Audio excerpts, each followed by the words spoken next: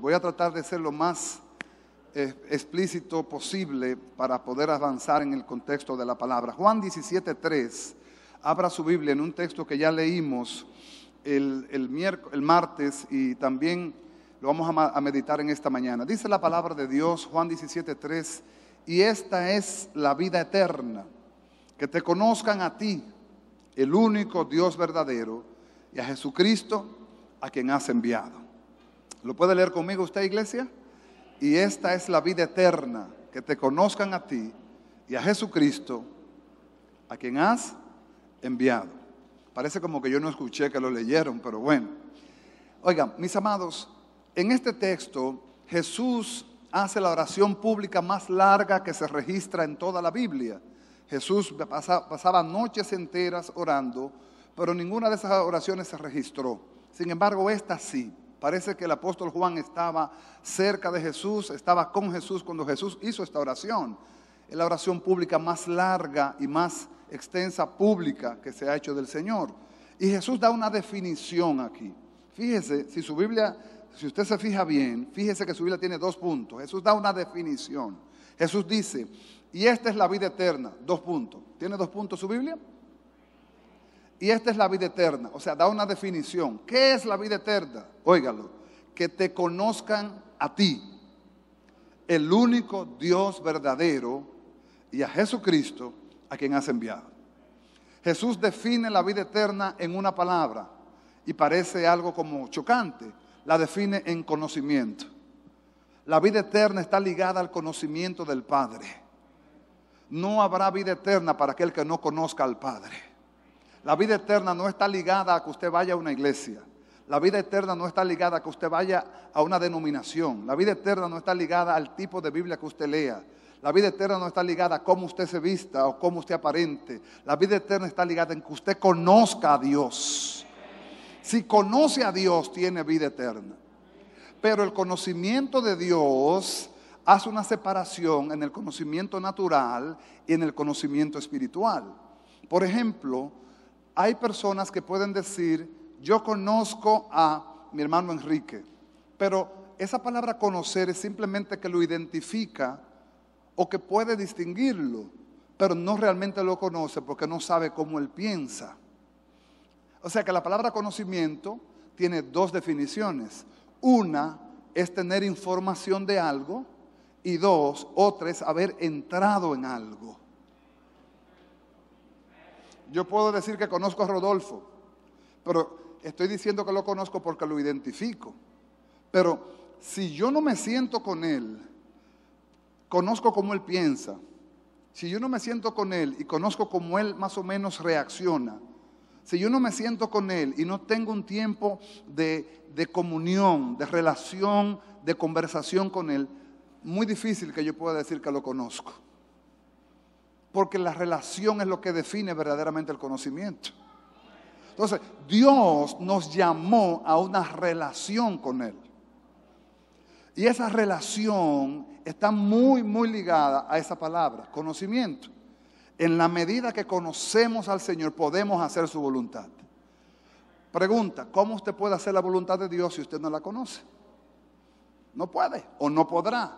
¿O cómo usted puede caminar con Dios si usted no conoce cómo Dios piensa? ¿Cómo usted puede obedecerle si usted no sabe lo que Dios quiere? Amado, por eso tenemos que despertar y despertar al conocimiento de la relación con Dios. La palabra conocimiento en el original griego es la palabra ginosko, que significa entrar dentro, válida la redundancia, caminar dentro de algo. Cuando usted entra a la vida de Dios, usted no entra, a usted lo entran. Lo entra Jesús. Y cuando entra a la vida de Dios, ahora en nosotros debe haber un deseo y un anhelo por conocerlo. ¿Por qué? Porque no solamente fuimos llamados para ser salvos. La salvación es la graduación final de todo creyente, entrar en las moradas eternas. Pero si Dios nos llamó y nos dejó en la tierra, para algo nos dejó aquí. ¿No cree usted? Y en ese lapso de tiempo que Dios nos deje aquí, algo quiere Dios con nosotros. ¿Y cómo yo sabré ese algo si no lo conozco? Nunca lo sabré, entonces necesito conocerlo. Amén. Ese conocimiento debe estar en nosotros, un anhelo por conocerlo y por saber qué Dios quiere conmigo. Por eso bíblicamente Pablo pasa a ser uno de los hombres más sabios de la Biblia, porque cuando Pablo se encuentra con Jesús, dos preguntas de inmediato. ¿Quién eres, Señor? Yo soy Jesús a quien tú persigues. ¿Qué quieres que yo haga? Pablo, en otras palabras, sabía que si se había encontrado con Jesús, para algo se había encontrado con Él. Amado, Dios no nos llamó para llenar una iglesia. Dios no nos llamó para que tengamos un templo grande. Dios nos llamó para cumplir un propósito con nuestras vidas. Individual y colectivo también. Porque cada uno complementa el propósito del otro. Somos ayudas el uno al otro. Pero yo tengo que saber cuál es el propósito. ¿Y cómo lo voy a saber? Mediante el conocimiento. Venga a la Biblia, Primera de Pedro capítulo 2, les dije que voy a usar mucho la Biblia. Primera de Pedro capítulo 1, Segunda de Pedro capítulo 1. Y usted podrá como hermano en la fe ver lo que el apóstol Pedro dice. Vaya el versículo 5 solamente, dice, vosotros también, Segunda de Pedro 1:5, dice, vosotros también, o sea nosotros, poniendo ¿cuánto? Toda diligencia, por esto añadid a vuestra fe virtud. Y a la virtud, o sea, en nosotros debe haber una disposición para conocer el pensamiento de Dios.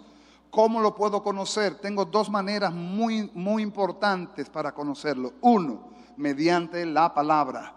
Dos, mediante la oración. Pero mi oración revelará lo que la palabra confirma, lo que la palabra dice. ¿Estoy hablándole a alguien? O sea, usted no va a recibir un conocimiento de Dios que esté fuera de su palabra. Todo lo que usted va a recibir está en su palabra. Lo que usted va a recibir es una revelación de la palabra. ¿Por qué? Porque el conocimiento, cuando tú entras en el conocimiento es la primera etapa del crecimiento espiritual. La primera etapa es conocerlo. Después ese conocimiento se transforma en un nivel que se llama revelación. Hay quienes tienen un conocimiento literal, pero no tienen un conocimiento espiritual. Y Dios es espíritu. Por ser Dios espíritu, entonces, cuando usted conoce a Dios por el espíritu, el conocimiento se vuelve revelación. ¿Qué significa esto de revelación? Entiendo lo que no entendía. Les doy un ejemplo sencillo y creo que no me voy a equivocar con esto. ¿Cuántos aquí tenían una Biblia antes? Tenían una Biblia. ¿Cuántos la leían? ¿Cuántos la entendían? Nadie. La mayoría no la entendíamos. Pero ¿por qué ahora entendemos? ¿Y por qué ahora vemos lo que no veíamos? Porque ahora el autor de la palabra está en nosotros. Y Él nos ha dado entendimiento para ver lo que antes no veíamos. Ahora lo vemos. Y eso entonces nos lleva a un nivel de revelación. Pero la revelación no es para gloria del hombre. La revelación es para que el hombre pueda impartir lo que tiene de Dios. Entonces viene conocimiento, diga conmigo conocimiento, revelación. Después viene impartición. ¿Qué significa impartición? Que puedo dar lo que tengo. Puedo dar lo que tengo. Puedo compartir lo que Dios me ha revelado. Y viene lo más importante, es la aplicación. Porque en vano sería saber mucho y aplicar poco. Sería muy feo o muy fuerte que usted vaya a un doctor, a un nutricionista, para usted ponerse a dieta y que el nutricionista pese 400 libras. ¿Usted no le chocaría eso? Como que usted vaya a un nutricionista para usted ponerse a dieta porque usted quiere rebajar y se encuentra que el nutricionista tiene 400 libras. Usted dice, ajá, ¿y entonces? Yo recuerdo que viví una experiencia hace muchos años, literalmente con una doctora, que era madre de un estudiante mío, y ella tenía una especialidad médica que tenía que ver esto con las hormonas, con tratamientos así para personas que tienen problemas de tiroides, que hipotiroidismo, cosas así. Y a mí me chocó en gran manera cuando yo vi su aspecto físico, porque era una persona obesa, completamente obesa. Y ella se jactaba de decir que a ella no le pagaban por su apariencia, que a ella le pagaban por lo que ella sabía. Y tiene razón, en parte. ¿Qué pasa? Es verdad, a ti te pagan por lo que tú sabes, pero déjame decirte algo. Las palabras pueden convencer, pero el testimonio arrastra. Entonces, una persona que sepa mucho y no aplica lo que sepa, se contradice. ¿Cuántas personas ustedes conocen que dicen y saben que beber es malo? Y saben que fumar es malo. Y saben que la droga es mala. Y saben que hay muchas diabluras que son malas. Y lo saben y lo siguen haciendo. El problema es que esas personas conocen lo que está malo, pero en su voluntad no hay fuerza para salir de ahí. Tiene que venir una fuerza superior y sacarlo. Por eso digo que Jesús es el que nos saca del mundo y nos lleva a su reino. Entonces, nosotros debemos poner toda disposición al conocimiento. ¿Cómo lo hago? Leer la Biblia todos los días como cepillarse los dientes. Leer la Biblia todos los días como lavarse la cara. Todos los días. Para conocer lo que Dios piensa. Orar como un ejercicio de comunicación y de comunión con Dios. Orar no es simplemente decir, Señor, lo mismo que te dije ayer en el nombre de Jesús, amén. No, orar es caminar con Él, hablar con Él, descansar en Él, es poner mis cargas y recibir de Dios lo que Él quiere que yo conozca. Mis amados hermanos, las dos armas de un creyente más útiles, más aplicables son la palabra y la oración. Un hombre y una mujer, o una mujer que ora y lee la Biblia, es un hombre que vendrán los vientos y las olas, pero su casa no caerá porque está sobre la roca. Por eso te animo y te comparto con amor que el conocimiento vendrá sobre ti a través del conocimiento de la palabra de Dios. Y también a través de la comunión íntima con Dios, porque Dios revela misterios en la oración. ¿Estamos acá? Juan 17, Jesús dice que la vida eterna consiste en conocerle. Pero ¿qué pasa? La Biblia da un mandamiento a crecer en conocimiento. Abra su Biblia. Venga conmigo. Segunda de Pedro capítulo 3, versículo 18. Segunda de Pedro capítulo 3, verso 18. Está por allá al final ya.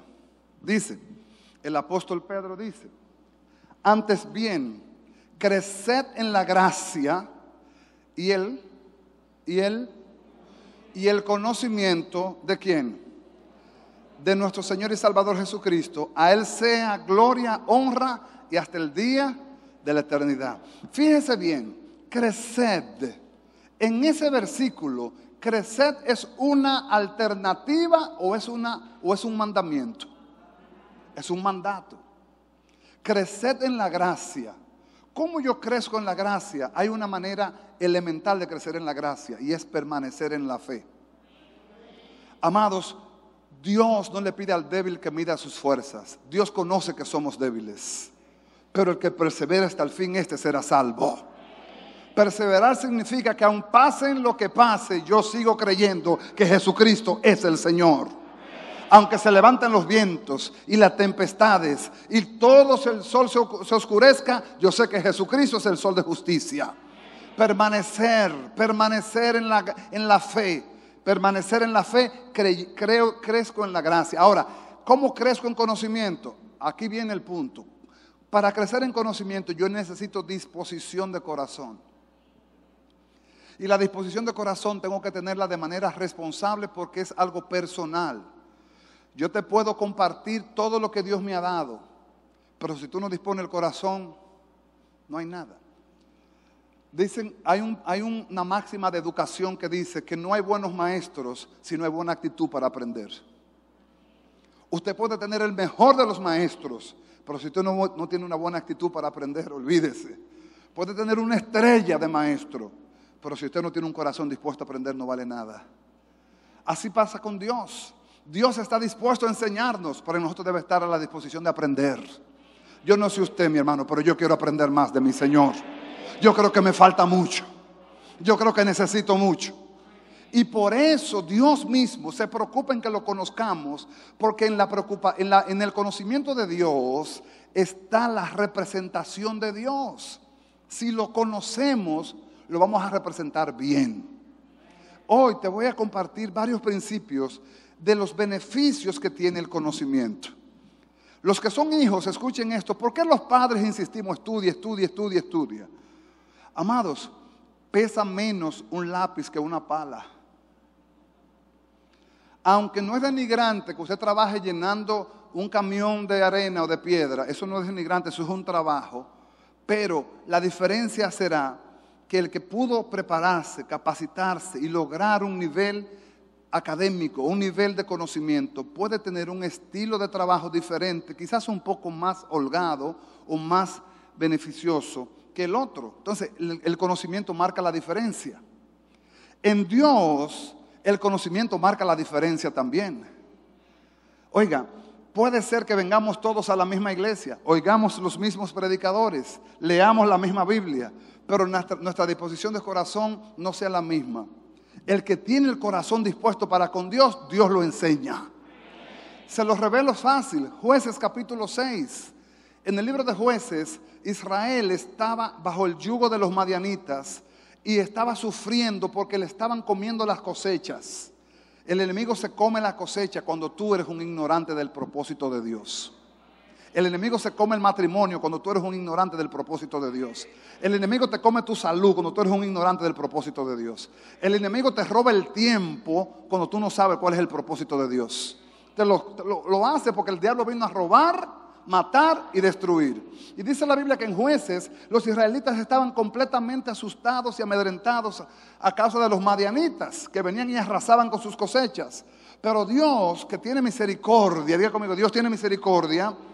Dios miró a un hombre que era el hombre más débil de su tribu. Era un hombre que lo tenían para sacudir el trigo y lo sacudía en un lagar. Imagínense si la condición emocional de Gedeón estaba buena, que en el lugar de sacudir, de pisar las uvas para sacar el vino, él estaba sacudiendo el trigo. Estaba en un lugar equivocado.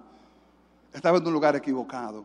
Cuando estamos en turbación, muchas veces estamos en lugares equivocados. Tomamos decisiones equivocadas. Amados, en turbación tomamos decisiones equivocadas. Necesitamos estar en paz para tomar decisiones. Pero Dios es bueno. Nadie dijo amén. Pues yo, amén. Dios es bueno. Sale Dios al frente de Gedeón y lo saluda a Dios y le dice: Gedeón, varón esforzado y valiente. Y cuando Gedeón oyó esta voz, miró para todos los lados y dijo: y habrá otro Gedeón, porque ese no soy yo. Y Dios le dijo: sí, tú eres un varón esforzado y valiente. ¿Sabe por qué? Porque Dios no te juzga conforme a como tú te ves. Dios te juzga conforme a Él te ve. Te lo voy a repetir. Dios no te juzga conforme como tú te ves. Dios te juzga conforme como Él te ve. ¿Y cómo te ve Dios? Dios te ve bendecido, prosperado y en victoria en Jesucristo su Hijo. Dios te ve cumpliendo su propósito en Jesucristo su Hijo. Así te ve Dios. El problema está en nosotros, que no nos vemos así. Nosotros no nos vemos así. Al no ver el propósito, no lo podemos cumplir. Amén. Entonces, cuando Dios llama a Gedeón, Dios le dice a Gedeón: ve con estas tus fuerzas y salvarás a Israel de manos de los madianitas. ¿No te envío yo? Y Gedeón dice: ay, Señor, yo soy el más pequeño de mi casa. Yo soy el más débil de la casa de mi padre. Y mi familia es pobre en Manasés. ¿Cómo voy yo a salvar a mi pueblo de manos de los madianitas? Y el Señor le dice: Gedeón, ¿no te envío yo? En otras palabras, Gedeón, tu estima está muy baja, pero yo sigo siendo Jehová, Dios de los ejércitos. Gedeón, tú te ves chiquito, pero yo sigo siendo el grande y fuerte de Israel. Soy yo que lo haré, Gedeón. Gedeón no entendía, pero cuando se dio cuenta de que era una revelación divina, corrió y buscó los elementos de un sacrificio para ofrecerle una ofrenda a Jehová. Y dice la Biblia que Gedeón trajo todos los elementos de la ofrenda, pero había un problema. ¿Cuál usted cree? Gedeón no sabía cómo prepararle la ofrenda a Jehová. Él no sabía, pero él quería. ¿Y qué hizo Dios? Aleluya, ¿qué hizo Dios? Lo enseñó, Dios mismo lo enseñó a preparar la ofrenda. Y después que Dios lo enseña, Dios mismo desciende con el fuego y aprueba la ofrenda de Gedeón. ¿Qué elemento tenía Gedeón por el cual Dios lo enseña? Gedeón quería aprender. Gedeón quería aprender. Amado, usted tiene que querer aprender más de Dios. Cuando usted quiere aprender de Dios, usted busca la manera. El que no quiere busca 1000 excusas, pero el que quiere busca 1000 maneras también. El que quiere aprender busca la forma, le busca la vuelta. Esto del Zoom, para muchos, ay, que eso no es iglesia, que la iglesia no es así, que yo conocí una iglesia, amado, los tiempos han cambiado. La tecnología nos facilita ahora que 300 personas estemos orando los lunes. ¿Por qué yo me voy a resistir? Porque no tengo una actitud de aprender. Pero si tengo una actitud de aprender, no importa donde yo esté, yo me conecto por Zoom y me uno a mis hermanos y estoy ahí en la intercesión. Me conecto por Zoom y estoy ahí en el estudio bíblico. ¿Por qué? Porque esta es la manera que Dios me dio. Porque yo quiero aprender. No voy a poner un pero y un chuipiti y una cara. No, al contrario. Gloria a Dios que yo en mi casa, después de haber hecho cena, me pongo con mis hermanos y ahí estoy. En la madrugada hay un grupo de intercesión. Y en la tarde hay otro grupo de intercesión. Estoy ahí con mis hermanos en la trinchera porque yo quiero más de Dios. Estoy acá. Entonces, el conocimiento va a depender mucho de la disposición que yo tenga para con Dios. Dios está dispuesto a revelarme más, pero yo tengo que estar dispuesto a buscarlo más también. Cuando Dios llevó al profeta Ezequiel al río de aguas salutíferas, Dios le mostró el río. Él vio el río y después Dios le dice, entra en el río. Amado, usted puede saber que hay un río de gloria delante de usted, pero hasta que usted no entre en ese río de gloria, usted no la recibe.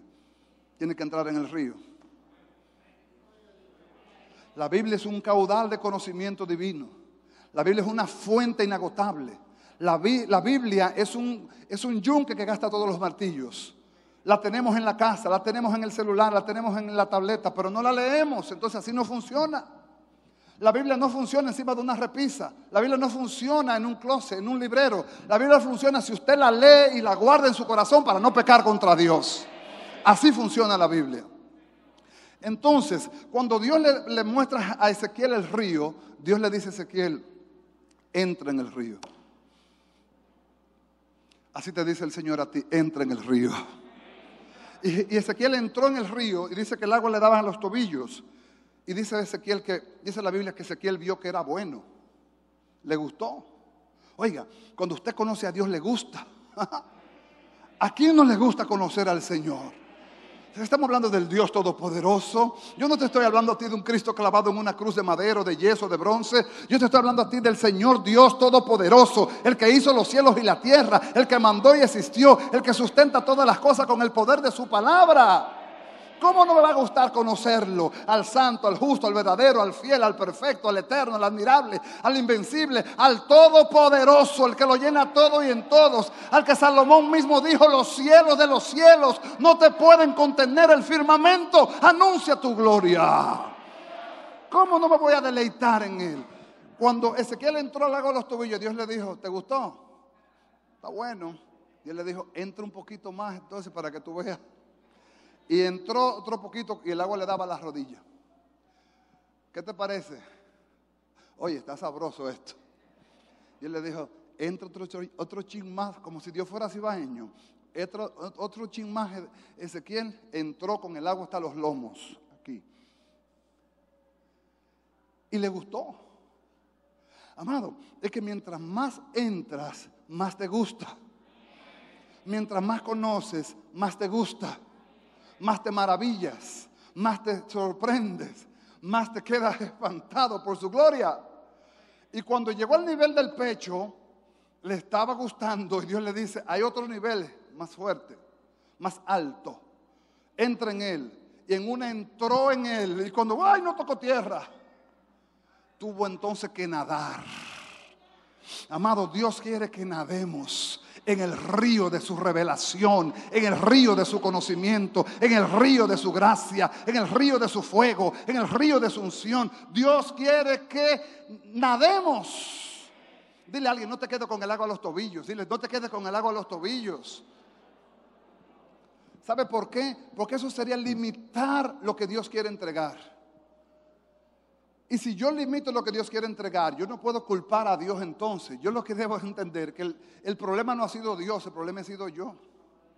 El problema ha sido yo, o sea, mi poca disposición han limitado lo que Dios quiere hacer. Pero si mi disposición está, prepárate, hermano, que Dios va a correr contigo. Prepárate, hermano, que Dios te va a llenar. Prepárate, hermano, que Dios te va a usar. Prepárate, hermano, que Dios te va a impartir. Porque Dios no anda buscando gente capacitada, es gente dispuesta y Él lo capacita después. ¿Estamos acá, iglesia? Es un mandamiento de crecer en el conocimiento y la gracia. La gracia es la dádiva de Dios que recibo en Jesucristo, permanezco en la fe, por ella crezco. Pero el conocimiento es por la disposición de corazón para inquirir, como hizo Esdras, en la palabra de Jehová. Inquirir, en conocer cómo Dios piensa, cómo Dios ve, cómo Dios es. Amén, mis hermanos.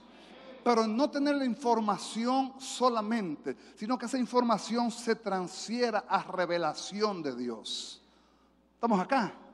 Entonces, en esa verdad, el Señor también, cuando le habló a la iglesia de Colosenses a través de Pablo, le dio un mandamiento a la iglesia también y nos lo da a nosotros. Abra su Biblia, Colosenses capítulo 1, versículos 9 y 10.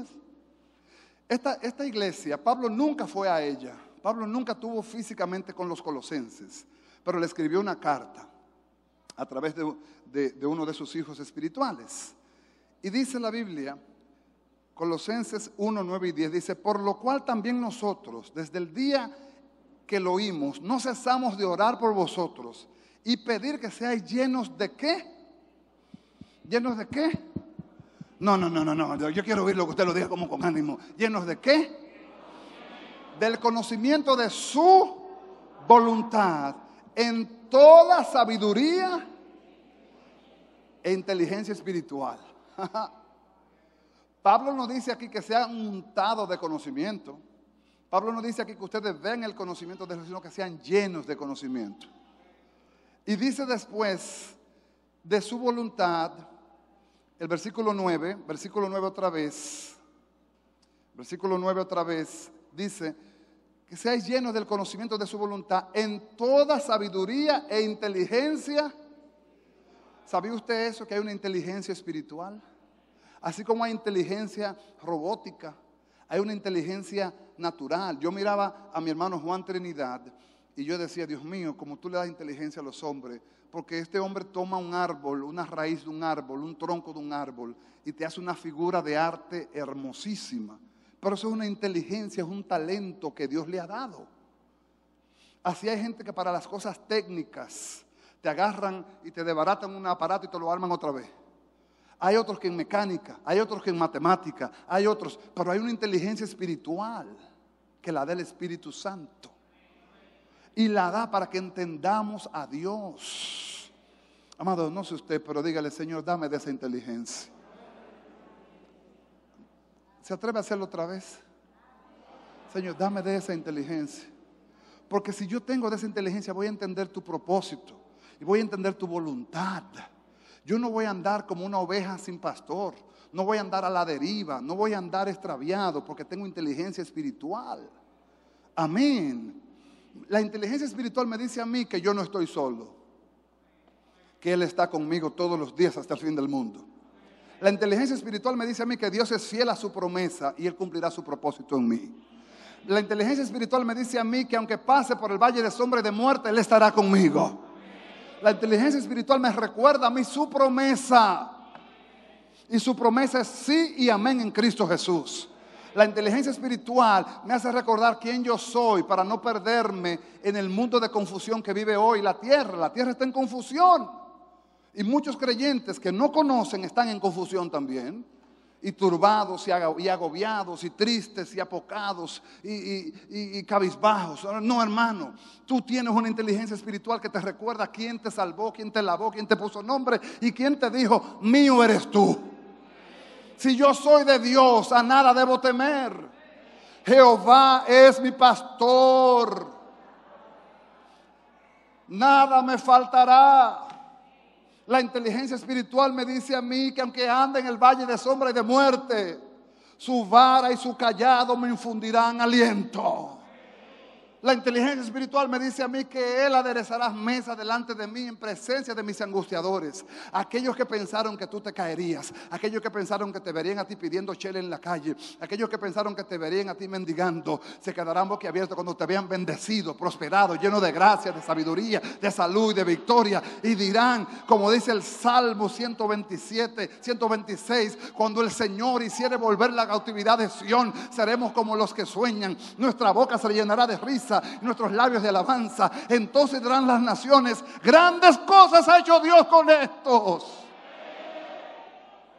Tendrán que reconocer que el Dios del cielo y de la tierra ha estado contigo, porque verán la gloria de Dios en ti. Amado, lo más importante, lo más relevante para un creyente es que puedan ver que Dios vive en ti. No es simplemente que tú te anuncies. Eso me pone a mí como medio chivo cuando una gente se vive anunciando. Yo soy el evangelista, yo soy el profeta, yo soy el apóstol. Eso me pone chivo a mí. No, hermano, que te conozcan y vean y te digan como le dijo el rey Darío a Daniel. Cuando Daniel fue llevado al foso de los leones, y con esto termino. Si usted quiere la segunda parte, vea el segundo culto ahorita. Oigan, miren, cuando el rey Darío permitió por el decreto que llevaran a Daniel al foso de los leones. ¿Sabe quién era Daniel? Daniel no era un chivito, alto de jobo, ¿no? Daniel era uno de los gobernadores de Babilonia. Uno de las autoridades más respetadas de Babilonia. Pero temía a Jehová. Y no se dejó doblegar por los decretos del hombre. No se dejó vencer. Y el rey, que era amigo de Daniel, quiso salvarlo, pero no pudo porque había una ley. Cuando amaneció tempranito, el rey corrió hacia la fosa de los leones. Y Daniel, siendo gobernador, Daniel siendo un hombre de autoridad, el rey se paró frente a la piedra y dijo: Daniel, siervo del Dios Altísimo, aleluya, ¿ha podido tu Dios librarte de la boca de los leones? Y se oyó una voz tranquila que dijo: mi Dios, del cual yo soy y al cual yo sirvo, ha enviado su ángel y cerró la boca de los leones. Déjame decirte algo. Oh, yo siento la presencia de Dios en esta mañana diciéndote esto. Tú y yo servimos al mismo Dios de Daniel, al Dios que cerró la boca de los leones, al Dios que salvó a Sadrach, Mesach y Abednego. Ese es el Dios que tú y yo servimos. Pero ese es el Dios que quiere que tú le conozcas más. Amado, rétate a ti mismo en esta mañana y dile a Dios: yo voy a conocerte más, Señor. Quiero conocerte más. En esta hora el Señor te provoca: conóceme, conoce mi plan, conoce mi pacto, conoce mi propósito, conoce mi designio para ti. Porque mi designio es de vida y no de muerte, de salud y no de enfermedad, de victoria y no de derrota. ¿Significa eso que no pasaré por proceso? No, yo no te estoy vendiendo un evangelio iluso. No, Dios te va a procesar, pero te va a prosperar también. Porque Dios prueba y después aprueba. Pero la prueba de Dios no es para muerte. Si Dios te procesa por un procesito, por una pruebita, es porque te va a promover a otro nivel más alto. ¿Por qué tú no te ríes y dices: wow, gloria a Dios? Ponte de pie. Porque es que esto es para celebrar. Esto es para celebrar. Esto es para decir: gloria a Dios por el proceso. Yo voy a conocerlo en el nombre de Jesús. ¿Sabes quiénes conocen al Dios sanador? Los enfermos. ¿Saben quiénes conocen al Dios proveedor? Los que están en escasez. ¿Saben quiénes conocen al Dios perdonador? Los que han vivido en pecado. Es que Dios es así. ¿Cómo yo sé que Dios es un Dios de provisión? Bueno, cuando yo estaba sin ni uno, Dios envió su ángel y proveyó. Cuando yo estuve enfermo, Dios envió su espíritu y me sanó. Cuando yo estuve caído, Dios envió su ángel y me levantó. Pues yo conozco un Dios que levanta. Yo conozco un Dios que perdona. Yo conozco un Dios que sana. Yo conozco un Dios que restaura. Yo conozco un Dios que suple. Aleluya, aleluya, dan aplauso, aleluya. Porque Él es bueno. Porque para siempre es su misericordia. Inclina tu rostro ahí, Padre, en el nombre de Jesús. En esta hora, Señor, gracias. Nos provocas a conocerte. Nos provocas a acercarnos a ti. Nos provocas a caminar contigo. Nos provocas, Señor, a anhelarte. Bendito seas tú por siempre. Abre nuestros oídos, nuestros ojos, pero más que nada abre nuestro corazón. Que podamos salir de este lugar, Señor, impulsado. Señor, impulsado, dinamitado por el Espíritu a conocerte más, a estudiar tu palabra, a escudriñar en la palabra y a orar. Dios, oro por mis hermanos presentes y los que están en radio y televisión, para que lo que tú nos has dado también ellos lo reciban y haya en ellos hambre. Tu palabra dice: bienaventurados los que tienen hambre y sed de justicia, ellos serán saciados. Señor, en esta hora también oro por los hermanos que no te conocen y que hoy tú los llamas a salvación, que sean conocedores de tu verdad y de tu amor, por amor de tu nombre, en el nombre de Jesús. Amén y amén. Aleluya.